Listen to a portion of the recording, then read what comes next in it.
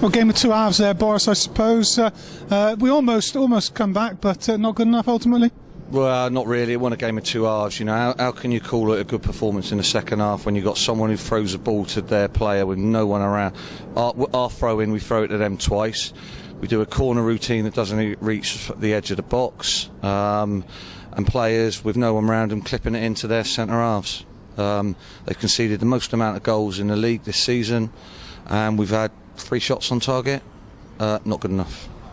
Well, some teams seem to have a good day against us. Why is it always us? I think application. You know, I think I wasn't at training on Tuesday. I wasn't there Thursday, and I think a few of them thought they just had to turn up to play. But they're going to be disappointed next week.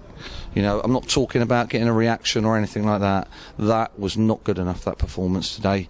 I'm bitterly disappointed because I fancied us coming here and winning. You know, probably chose the wrong team. I've apologised to Morford, I've apologised to Sam Rawlins, and I've apologised to Adam Mann. But a couple of, even then, Adam was one of the ones that was basically passing it back to them and skipping out of challenges. And, I am disappointed, but, it is only 3 points and we've got a chance to resurrect that next week. But it wasn't good today.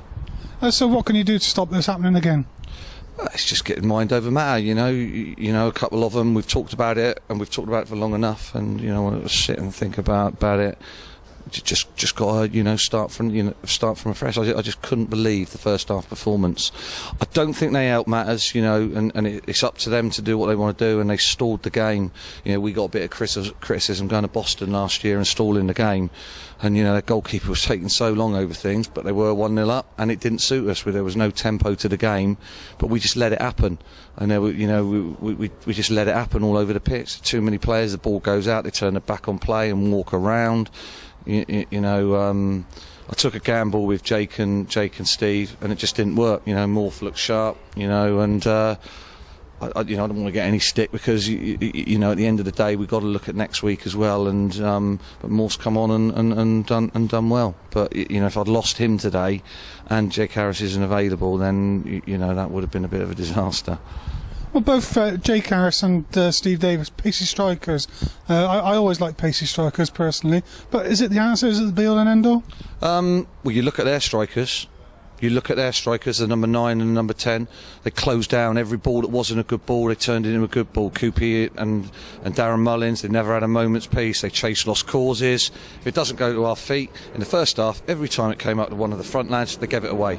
And you just can't do that type of thing. And when you got people throwing the ball to their opposition, what can the strikers do then? And I picked the defence was probably the strongest defence I could have picked, and if we kept the clean sheet we would have won the game today, but we didn't look like it.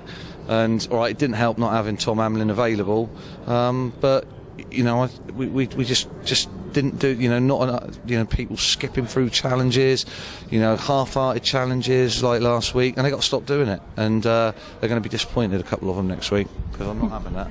Well, let's draw a line under it. You watched Truro on Tuesday, I believe. What did you learn?